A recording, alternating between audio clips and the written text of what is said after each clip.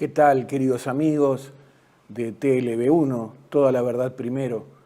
Nuestro querido canal, el canal del compañero Juan Manuel Soaje Pinto, el canal por el bien, la verdad y la belleza.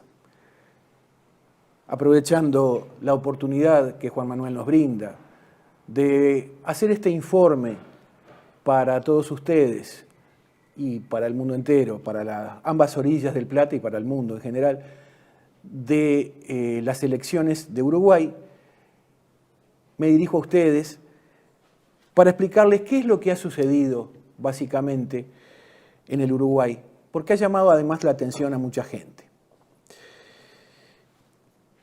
Ustedes saben que el Uruguay tiene dos vueltas electorales, la segunda vuelta en el caso de que en la primera el candidato más votado no llegue al 50% más un voto, es decir, a la mayoría absoluta. Y en este caso sucedió así. Como no llegó a la mayoría absoluta, se realizó una segunda vuelta o balotaje. También conjuntamente con la primera vuelta se realizó el plebiscito de la seguridad social para suprimir las AFAPs y también el plebiscito sobre allanamientos nocturnos. Dos propuestas que fueron respectivamente rechazadas porque ninguna de ambas llegó al 50% más un voto. Ninguna de ambas llegó a las mayorías requeridas para modificar la Constitución. Entonces paso un poco a contarles los resultados para después hacer una reflexión en torno a por qué se dieron los resultados y qué consecuencias ellos traen. En cuanto al plebiscito de la papeleta amarilla, que es el plebiscito sobre los allanamientos nocturnos, voy a manejar cifras que no son las que generalmente se manejan, que son los porcentajes en cuanto a la cantidad, no de votantes, sino de habilitados para votar. Porque las reformas constitucionales deben ser aprobadas por la mayoría de la ciudadanía, ya sea que hayan votado o no. Y solamente el 35,28% de la ciudadanía votó a favor de los allanamientos nocturnos. Es una gran noticia porque estaba en estos momentos tan particulares del país y de la humanidad, que venimos de, digamos, sucesivas maniobras del imperio para recluirnos, este tipo de reformas tan novedosas que pretendían liquidar una tradición de 80 años de prohibición de allanamientos nocturnos, vienen con segunda este tipo de propuestas, y con segundas muy desagradables. Entonces, ha sido una gran noticia que solamente el 35,28% de los habilitados para votar sufragarán a favor de la reforma de los allanamientos nocturnos. Con lo cual van a seguir prohibidos en el Uruguay los allanamientos nocturnos. En cuanto a la votación del plebiscito de la papeleta blanca para suprimir las AFAPs, solamente obtuvo el 34,74% de los habilitados, con lo cual tampoco fue aprobada. La Constitución se mantiene intacta en esta ocasión, en definitiva. Los votos en blanco de la primera vuelta electoral. Votaron en blanco el 1,19% de los votos emitidos, lo cual significa que votó un 0,6% menos en blanco que en el año 2019, que hace 5 años atrás. Las elecciones en Uruguay se efectúan a cada 5 años. En cuanto a los votos anulados, lo que aquí en la Argentina se denomina votos impugnados, fueron el 1,93% de los votos en esta ocasión de octubre de primera vuelta y fueron una diferencia de más 0,1% de votos anulados respecto de hace 5 años. Es decir, es una diferencia muy mínima tanto del voto en blanco como del voto anulado, pero es una enorme cantidad de gente que ha votado anulado y que ha votado en blanco por la desconformidad que tienen respecto de los candidatos que existían. Vamos a tomar 2.443.636% como el 100% porque son los votos emitidos no rechazados. Y en base a esa cifra les voy a explicar lo que sucedió en la primera vuelta. En la primera vuelta el partido Frente Amplio fue el partido más votado con el 43,86% de los votos. Lo que significa una diferencia respecto del 2019 de más 4,84, es decir, un aumento respecto de hace 5 años de 4,84%. Respecto del año 14, sin embargo, es una baja del Partido Frente Amplio respecto de hace 10 años de 3,96%. En cuanto al Partido Nacional, en cada elección ha venido bajando. Mismo en la elección del 19, donde finalmente en la segunda vuelta tomó el poder y ganó la segunda vuelta, mismo así había bajado respecto del año 14. Es decir, del 14 al 19 bajó y del 19 al 24 volvió a bajar. Con el Partido Nacional sacó el 26,82% de los votos, bajó respecto del año 19 un 1,8% y bajó respecto del año 14 un 4,07%. Es decir, en 10 años 4,07. El Partido Colorado subió respecto de hace 5 años. En esta ocasión sacó el 16,07%. Antes que me olvide, el Partido Nacional tenía de candidato a Álvaro Delgado, el Partido Frente Amplio de candidato a Yamandu Orsi, el candidato del Partido Colorado era Andrés Ojeda, sacó el 16,07%. La diferencia respecto de hace 5 años es 3,73%. La diferencia respecto de hace 10 años es menos 0,55, más 3,18%. El Partido de Identidad Soberana, candidato al doctor Gustavo Salle, sacó el 2,69% de los votos. Como es un partido nuevo, no podemos hacer, digamos, diferenciación respecto de años anteriores. El Partido Cabildo Abierto es uno de los sucesos de esta elección, lo que sucedió con el Partido Cabildo Abierto.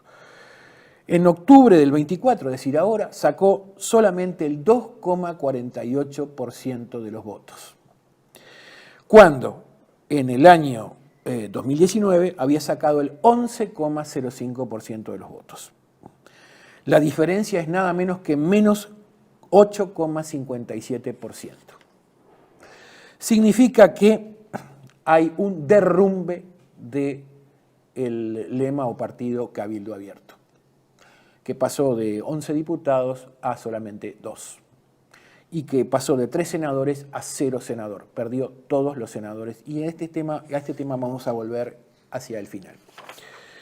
En cuanto al Partido Independiente, tuvo 1,7%, el Partido Independiente Pablo Mieres, el Partido Cabildo Abierto, me olvidé decir, era Guido Manini Ríos, el candidato, el Partido Independiente Pablo Mieres sacó el 1,7%, y la diferencia es un pequeño aumento de 0,73% respecto de hace 5 años, pero igualmente respecto de hace 10 años sacó menos 1,39%. Hay una disminución respecto de hace 10 años.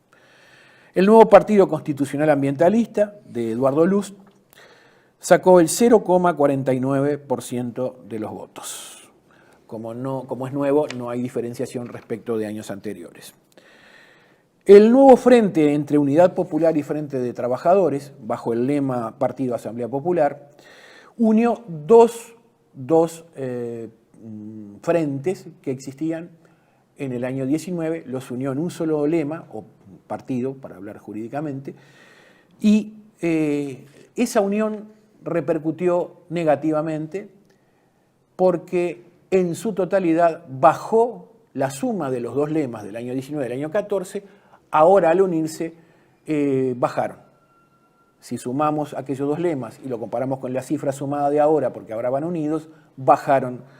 Y estamos hablando de una diferencia respecto del año 19 de 0,46% menos y respecto del año 14 de 0,86% menos. El Partido por los Cambios Necesarios es un partido nuevo, sacó el 0,13%, como es nuevo, no tiene comparación con años anteriores. Lo mismo sucede, el candidato era Guillermo Franchi. Lo mismo sucede, el candidato de Asamblea Popular es Gonzalo Martínez. El Partido Avanza Republicano, el candidato Martín Pérez Banchero, sacó el 0,08% y como es la primera vez no podemos compararlo con elecciones anteriores. Después se da una situación muy particular respecto del lema PERI o del Partido ecologista radical intransigente, que fue en alianza, en coalición con el movimiento de los comunes, porque es un lema que no llegó en su convención a obtener el candidato a vicepresidente, el más votado para vicepresidente, no llegó a obtener la mayoría absoluta de convencionales o de miembros del órgano deliberativo nacional. Esto implica que no se cumplió con el artículo 4 de la ley 17.063 y que este partido no debió, por ende, participar de las elecciones de octubre.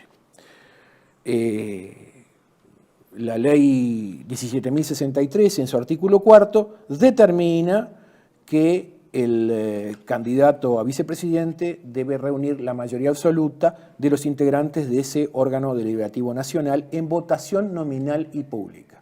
La votación nominal y pública, y existe el video y ustedes lo pueden encontrar, muestra claramente que el candidato vicepresidencial no obtuvo esa mayoría absoluta de convencionales. Y sin embargo, la Corte Electoral misteriosamente lo habilitó igual.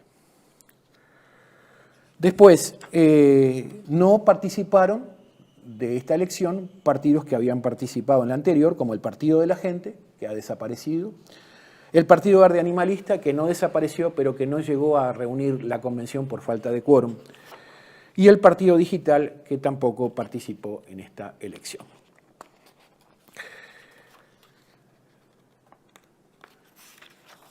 Antes de pasar a la segunda vuelta electoral, yo me quiero referir a cuál es el mayor suceso de esta elección.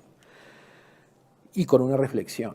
Después de todo lo que hemos sufrido en los últimos 5 años, con los eventos de los cuales no es posible hablar, de los encierros, las reclusiones que sucedieron en nuestros países, en Uruguay en mucha menor medida que aquí en este lado del Plata. Pero después de tantos tapabocas y después de tantos sufrimientos, no ha habido un mayor cambio en los números electorales, excepto en el derrumbe absoluto de Cabildo Abierto. A Cabildo Abierto, después de haber sido un suceso, un batacazo electoral en el año 19, Cabildo Abierto entró en la coalición postelectoral de gobierno, en el acuerdo de gobierno, lo que se llama la coalición republicana, en el gobierno de Luis Lacalle Pou del Partido Nacional, y esa coalición, conformada por el Partido Colorado, el Partido Nacional, Cabildo Abierto, el Partido Independiente, el Partido de la Gente, ahora desaparecido el Partido de la Gente, esa coalición repartió los cargos y a Cabildo le tocaron 2 ministerios, uno de ellos el Ministerio de Salud Pública o de Salud. Es el ministerio que implementó toda la política relativa a los sucesos de los cuales nos está vedado hablar, pero que ustedes saben cuáles son. Y fue muy trágico, ¿verdad? Porque se ha desencadenado con las formas en que se implementaron, ¿verdad? Con las cuestiones de inoculaciones, se ha desencadenado un verdadero genocidio. Y la gente que en la elección anterior del 2019 había votado a Cabildo Abierto, era gente en su mayoría, y está comprobado por las cifras, por el estudio de cifras, en su mayoría proveniente del Partido Frente Amplio, que estaba desilusionada con las políticas imperialistas, soristas, rockefellerianas del Partido Frente Amplio. Gente horrorizada con el aborto, con los intentos de eutanasia, con la ideología de género, gente horrorizada con la bancarización obligatoria enormemente. La bancarización obligatoria le costó la elección al Partido Frente Amplio, fue el factor principal que le costó la elección al Partido Frente Amplio del año 19. La bancarización obligatoria con este último gobierno ha sido topeada y acotada. Y como se hizo un intento por parte del Partido Frente Amplio de hacer un referéndum contra la ley de urgente consideración que incluía ese acotamiento, la LUC, y como el referéndum no consiguió las mayorías, la LUC se mantuvo y el acotamiento de la bancarización obligatoria también se mantuvo. Lo que puede suceder ahora, y esperemos que no suceda, esperemos que el nuevo gobierno ponga un poco de racionalidad y menos de disparate, esperemos que no suceda que ahora quieran reinstalar la bancarización obligatoria total como habían hecho hace ya 10 años. Entonces, ¿qué pasó con Cabildo Abierto? Cabildo Abierto se derrumbó, perdió los 3 senadores y en cuanto a los diputados bajó a solamente 2 diputados en 99. De los 11 bajó a 2. Esa gente había puesto su ilusión en Cabildo Abierto, su ilusión en el general Manini. Y resulta que Cabildo Abierto, pasaron 5 años, no firmó una sola propuesta para liquidar el aborto y además instrumentó toda la política relativa a los sucesos que son de pública notoriedad relativos a la libertad, a las libertades públicas y a la salud pública.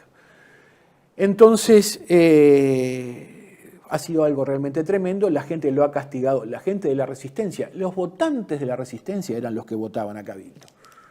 La mayoría de los votantes de la resistencia votaron masivamente a Cabildo y ahora masivamente se retiraron.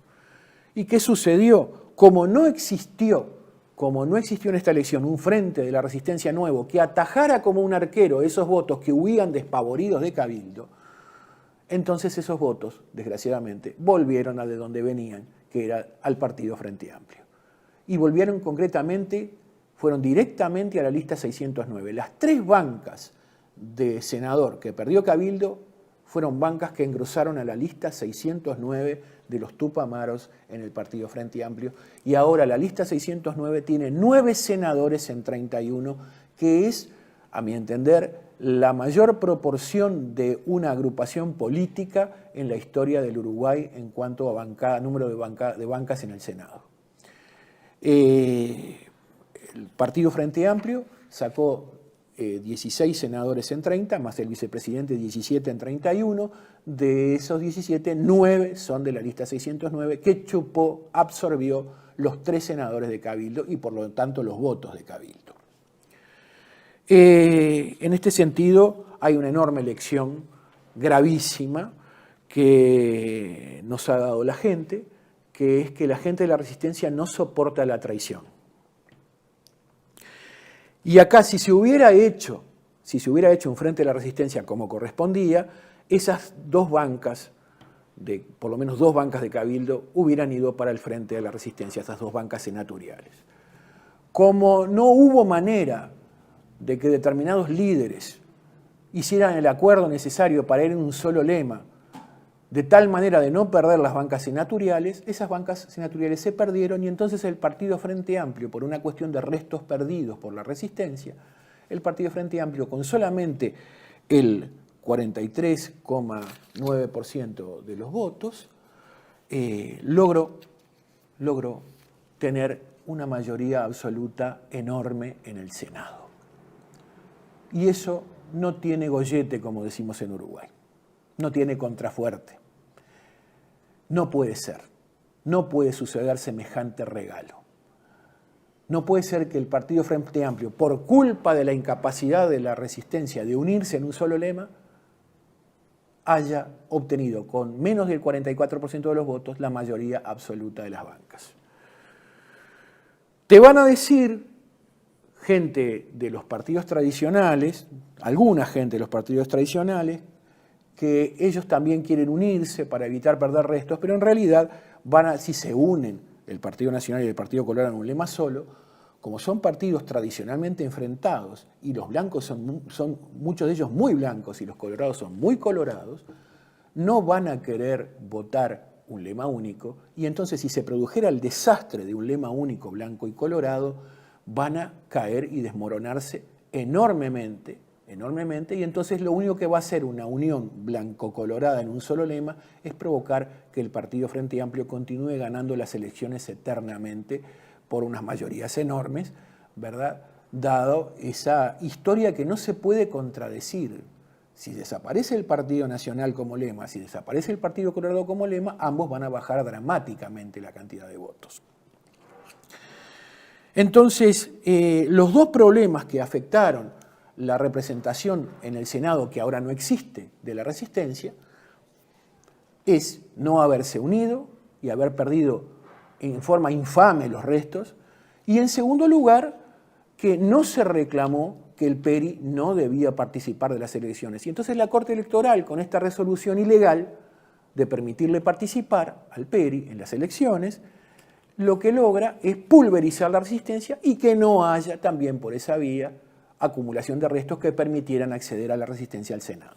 Es decir, la resistencia se ha quedado sin Senado en una forma infame.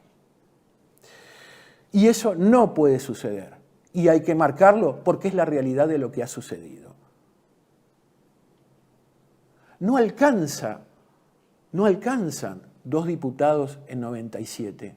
Se precisaba una representación en el Senado y la resistencia pudo haber conseguido hasta 2 senadores, claramente después del derrumbe de Cabildo o ante el derrumbe de Cabildo. Senadores que en vez de ir hacia la resistencia terminaron en la lista 609 y terminaron dándole al Partido Frente Amplio esa mayoría absoluta. Me voy a referir a continuación a la segunda vuelta, porque claro, al no haberse obtenido mayoría absoluta por parte del Partido Frente Amplio en la primera vuelta, al haberse obtenido menos del 44%, que es una votación pobre, que los tenía asustados, hubo una segunda vuelta donde compitieron el candidato del Partido Frente Amplio, la fórmula presidencial, vicepresidencial del Partido Frente Amplio, con la fórmula del Partido Nacional. Es decir, Yamandu Orsi y Carolina Cose, por el Partido Frente Amplio, presidente y vicecandidatos, y Álvaro Delgado como candidato a presidente del Partido Nacional, el Partido Blanco, y Valeria Ripoll como candidata a vicepresidente. Las cifras fueron que ninguno, esto es muy importante, atento a lo que dispone el artículo 151 de la Constitución de la República, ninguno de los dos llegó al 50% de los votos, porque la cantidad de votos en blanco y de votos anulados en la segunda vuelta fue muy importante e impidió que cualquiera de los dos llegara al 50%. Y en esto quiero decir que los Provida tuvimos mucho que ver. Yo soy secretario general del Centro de Bioética Rioplatense y presidente del Movimiento Celeste por la Vida. Trabajo, como ustedes ya saben, desde hace muchos años para ambas orillas del Plata en materia Provida. Y en ese sentido quiero decir que tuvimos mucho que ver los Provida que votamos en blanco, y que votamos anulado. Algunos votamos en blanco, otros votaron anulado, en la segunda vuelta, porque ninguna de ambas propuestas proponía liquidar el aborto. Y en ambos partidos hay gente partidaria de la eutanasia. Y nosotros los Provida y las vidas humanas de los bebés inocentes y de los enfermos y demás, y en estos tiempos que corren, requieren de absoluta claridad. Ni que hablar de todas las políticas horrendas que fueron instrumentadas en estos años debido a los sucesos de pública notoriedad que no podemos mencionar, pero que ustedes ya conocen. Entonces, Orsi, el más votado, sacó 49,776% y Álvaro Delgado sacó 45,947%. Ninguno de los dos llegó al 50%. Y el artículo 151 de la Constitución de la República establece, sin distinción de primera o segunda vuelta electoral, establece en su oración primera, el artículo 151, que el presidente se elige a mayoría absoluta de votantes. Con lo cual es una situación institucionalmente sin salida. Nosotros tenemos un sistema de la Constitución, horrenda reforma constitucional de 1996, pergeñada por Julio María Sanguinetti, en donde, entre los tantos errores impresentables a nivel internacional, existe el error redactivo de que no hay una previsión para qué es lo que sucede como ahora y como en el año 2019, de que ninguno de los candidatos obtuviera el 50% más un voto, es decir, la mayoría absoluta. Con lo cual, la Corte Electoral estaría proclamando a Orsi como presidente sin que se cubra el requerimiento del artículo 151, oración primera de la Constitución. Igual que hicieron con la proclamación de la calle Pou hace 5 años, cuando la calle Pou sacó solamente el 48,8% de los votos. Termino con dos cositas. La primera, los votos en blanco de la segunda vuelta fueron 1,62%, es decir, más 0,06% respecto del año 19. Los votos anulados fueron 2,65%, que equivale a más 0,46% respecto del año 19. En blanco más anulado juntos, 4,28%. Es una cantidad enorme para lo acostumbrado. Y es un más 0,53% respecto de hace 5 años. Hace 5 años ya había sido enorme. Por eso digo que los Provida tuvimos mucho que ver, porque estamos hartos de la incoherencia, hartos de la displicencia frente al crimen desatado contra los bebés, que mueren en un promedio aproximado de 1 a cada 30 minutos. Un bebé muere desmembrado en un aborto sin anestesia, desmembrado. 1 a cada 30 minutos aproximadamente promedio, todos los días de todos los meses de todo el año en el Uruguay. Termino por aquí mi informe y me voy a referir muy brevemente a la situación argentina. Hace un año que en este mismo canal y en este mismo lugar nos referíamos a la asunción de Javier Milei y de Victoria Villarruel. Explicamos que la ley de aborto aquí en la Argentina jurídicamente no existe porque los vetos nunca fueron tratados y que por ende se podía y se puede al día de hoy liquidar el aborto por mero decreto, no por DNU, por mero decreto, porque la ley no existe. No se completó el íter de formación de la ley porque nunca se trataron los vetos interpuestos, dos vetos parciales interpuestos por el Poder Ejecutivo y por ende la ley de aborto no existe en la Argentina. El Poder Ejecutivo, el doctor Milei, la doctora Villarruel, tienen que tener, tanto en lo que tiene que ver con la eutanasia como con el aborto, sumo cuidado porque han sido votados por haber sido providas. Obsérvese que la situación económica de la Argentina es muy seria y la gente al votar sabía que cuando viniera Milei la situación iba a ser muy seria. Igual lo votaron por ética, porque como en el Uruguay pasa igual, la gente está, acá pasa mucho mayor proporción, ¿no? La gente está harta de la ideología de género, del aborto, del semáforo de las dos chicas de la mano y de los dos chicos de la mano en la esquina, el semáforo peatonal, y por eso terminó como terminó Rodríguez Larreta, por eso terminó como terminó Patricia Bullrich, aunque después se haya metido por la ventana en el gobierno, lo cual trajo el conflicto con Victoria Villarruel. Es necesario que se tome conciencia de que el aborto se tiene que liquidar de inmediato. No puede morir, doctor Milei, no puede morir un bebé más a partir de este momento en la Argentina. Decrete el final del aborto. Haga un decreto de constatación diciendo que se constata que la ley no fue aprobada porque no completó el íter y que se constata que la Constitución Nacional y una cantidad de constituciones provinciales prohíben el aborto, al igual que el derecho natural, y que por lo tanto ninguna persona pública ni privada tiene habilitado derecho al aborto ni tiene habilitado a hacer abortos. Que decrete la constatación de que está prohibido. Haga un decreto de constatación prohibiendo a públicos y privados hacer aborto. La vida de los bebés que están muriendo desmembrados, en una proporción acá es de 20 minutos. A cada 20 minutos muere un bebé desmembrado sin anestesia en la Argentina por aborto. A cada 20 minutos.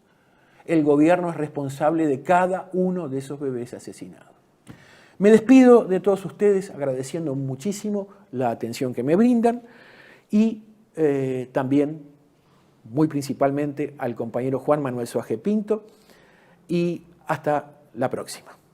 Muchas gracias. Decir siempre la verdad primero tiene un precio. Pero todos los días, en cada programa, en cada reportaje, en cada esclarecimiento, descubrimos que decir la verdad vale la pena. Decir siempre la verdad tiene un precio. Pero cada vez que recibimos tu apoyo, entendemos que seguir luchando vale la pena. Dependemos de tu ayuda. TLV1, toda la verdad primero.